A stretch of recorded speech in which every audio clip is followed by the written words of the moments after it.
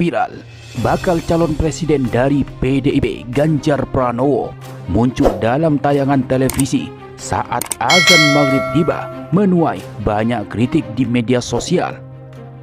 Mulai dari kritik yang narasinya sedang, keras hingga lucu. Tapi guys, sekarang setiap sore itu di MNC Group itu ada capres nongol. Di setiap azan maghrib nongol loh. Itu kalau nggak salah capres dari PDIP ya. Gimana Pak?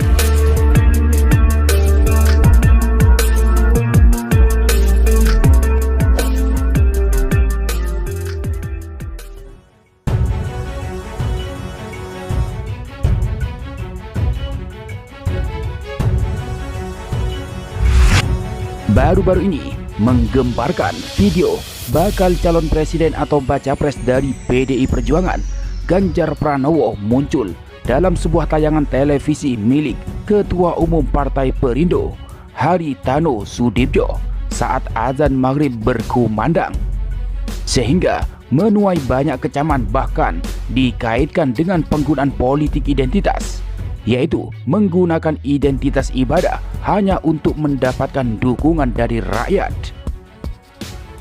Bahkan PDI Perjuangan sendiri yang merupakan partai pendukung malah tidak mempermasalahkan dan menganggap apa yang dilakukan baca presnya itu baik, bukan politik identitas.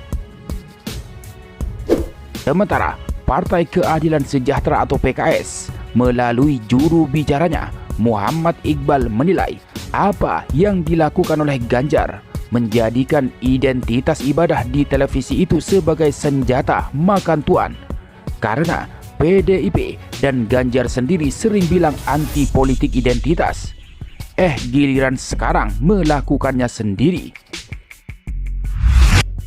Kritikan lebih keras lagi juga datang disampaikan dari beberapa tokoh. Dari Wakil Ketua Partai Gelora Fahri Hamzah melalui akun X, ia mengatakan surat terbuka kepada konglomerat media yang merangkap pemilik parpol dan tim sukses capres. Sebelum kita bertengkar terlalu jauh, tolong hentikan penggunaan frekuensi publik untuk kepentingan partai dan capres kalian. Hormati demokrasi, kata Fahri Hamzah. Dari Ahmad Sahal, merupakan pendukung Presiden Jokowi, justru menilai apa yang dilakukan oleh Ganjar itu sebagai pejabat yang tidak becus. Politisasi ibadah atau simbol agama digemari pejabat yang gak becus dan korup. Ia tampil seolah-olah religius untuk menutupi bobroknya. Jangan mau dikecoh, kata Ahmad Sahal. Tidak hanya itu, bahkan kritikan nyelkit juga datang dari mantan pendukung Ganjar sendiri, yaitu Ade Armando. Ade Armando dengan keras menilai cara Ganjar merupakan cara murahan. Masa serendah ini kampanye politiknya? KPI kan punya aturan yang melarang disusupkannya iklan dalam azan televisi. Jangan mentang-mentang pemilik TV-nya adalah pendukung Ganjar, terus jadinya boleh ada iklan Ganjar dalam azan, kata Ade Armando. Sedangkan dari loyalis Anies Baswedan, Andi Sinulinga, secara terang-terangan mengatakan apa yang dilakukan oleh Ganjar dan televisi itu adalah bentuk politik identitas nyata. Ini contoh nyata kampanye politisasi agama, kata Andi Sinulinga.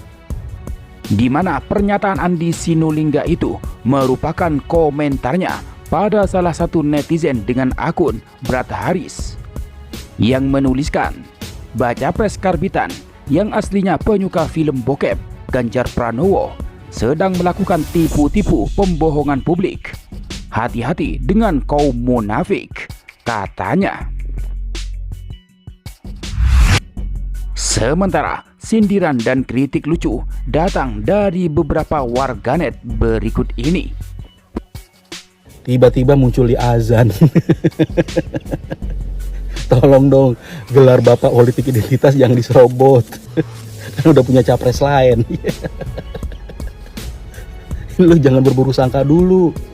Siapa tahu mereka udah sadar kalau tanpa politik identitas nggak ada yang bisa dijual. Ini tuh harusnya jadi contoh capres lain yang koalisinya punya media. Bikin azan juga dong. Ini kan kebaikan.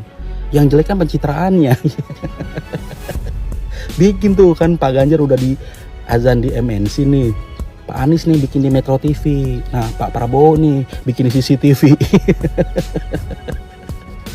Aduh ini blunder bikin pusing buzzer. Sekuat tenaga buat menyanggah. Takutnya bisa ngatain Pak Anies lagi ya. Pokoknya apapun yang dilakukan capresnya, politik identitas cuma punya capres lain. Nih pokoknya siapapun capresnya, awas aja kalau pemilu sok-sok pamer ibadah, giliran kepilih jelek-jelekin agamanya. Kemarin ada pernyataan dari Menteri Agama Yakut Khalil Qomas bahwasanya jangan memilih pemimpin yang pencitraan atau menggunakan agama sebagai alat politiknya. Jangan menggunakan agama untuk kepentingan politiknya, katanya seperti itu. Juga jangan menggunakan politik identitas. Ini pernyataan dari Menteri Agama dan juga pejabat lain sih seperti itu. Tapi guys, sekarang setiap sore itu di MNC Group itu ada capres nongol. Di setiap azan maghrib nongol loh. Itu kalau nggak salah capres dari PDIP ya. Gimana Pak Yakut Khalil? Yang seperti itu politik identitas apa bukan? Yang seperti itu menggunakan agama untuk kepentingan politiknya apa bukan? Masih ingat nggak kasus yang dulu sebelum Pilpres yang sekarang Pak Jokowi pakai sorban putih rapi seperti orang Arab. Juga Puan Maharani setiap ke pesantren pakai jilbab. Bahkan ada kalangan dari non muslim masuk ke pesantren pakai peci rapi. Bukannya itu politik identitas? Masa kita mau ketipu lagi, kebohong lagi? Ya ndak mau toh Pak Yakut Khalil. Jadi realistis lah bicara itu, nggak usah nyindir-nyindir, sebut aja siapa yang Anda maksud. Tapi sekarang yang nongol kok capres Ganjar. Padahal sebelum-sebelumnya yang saya tahu Ganjar ini kan didemo oleh masyarakatnya. Wadas kasusnya, banjir di Semarang yang nggak berhenti-berhenti. Terus yang paling heboh adalah podcast bersama Deddy Corbuzier, di mana dia mengatakan, kan ditanya sama Deddy Corbuzier soal video porno, dia bilang saya ini dewasa, saya suka, terus salah saya di mana kalau nonton film porno? Katanya seperti itu. Masa pemimpin nggak ngerti kalau porno itu haram? Masa kayak gitu disampaikan dengan bangga seolah dia nggak bersalah? Gimana Pak Menteri Agama yang seperti itu? Komentari dong. Nah, akhirnya Ganjar Pranowo menggunakan juga politik identitas atau mempolitisasi agama sebagai salah satu media untuk mengendorse dirinya. Munculnya video Ganjar dalam kumandang suara azan yang ditayangkan oleh salah satu stasiun TV swasta memantik tanya, apakah Ganjar sedang mengendorse dirinya di ceruk pemilih Islam melalui video latar suara azan? Dan bukankah ini merupakan bentuk dari politisasi agama sebagai salah satu perilaku politik yang selama ini ditentang partai yang mengusung Ganjar atau entitas politik yang ada di belakangnya yang selama ini vis-a-vis dengan politik identitas itu sendiri? Akhirnya kita dapat pahami bahwa konglomerasi pada frekuensi publik itu bisa berdampak buruk terhadap demokrasi kita. Karena dengan penguasaan pada frekuensi publik bisa saja digunakan untuk mempolitisasi sesuatu, termasuk mempolitisasi suara azan lewat frekuensi publik. Siapa yang mau larang? Toh stasiun TV tersebut milik Taipan Media yang notabene juga sebagai ketua umum partai. Kita berharap ya di masa kampanye nanti institusi kepemiluan seperti KPU dan Bawaslu mampu mendemokratisasikan ini agar semua kontestan pemilu 2024 itu baik di Pileg maupun Pilpres ya diberikan pembatasan penggunaan frekuensi publik yang equal, agar frekuensi publik dalam pemilu tidak dihegemoni oleh politisi Jukong atau politisi Taipan ini. Itu pun kalau nalar KPU dan Bawaslu bisa menjangkau wacana ini. Ya, Sejak dulu saya nggak perlu menafik bahwa saya sendiri bersepakat dengan politik identitas ataupun politisasi agama dalam artian positif, karena siapapun tidak bisa melepaskan diri dari identitas primordialnya, karena itu hal yang asasi. Namun ya, politik identitas dimaksud harus muncul pada bagian nilai ya dari identitas yang berdampak pada kemaslahatan bangsa. Bila politik identitas tersebut dapat memantik kebaikan ya, dan bisa mengeliminasi distraksi baik bagi bangsa ya, seperti desentralisasi sosial, kenapa tidak?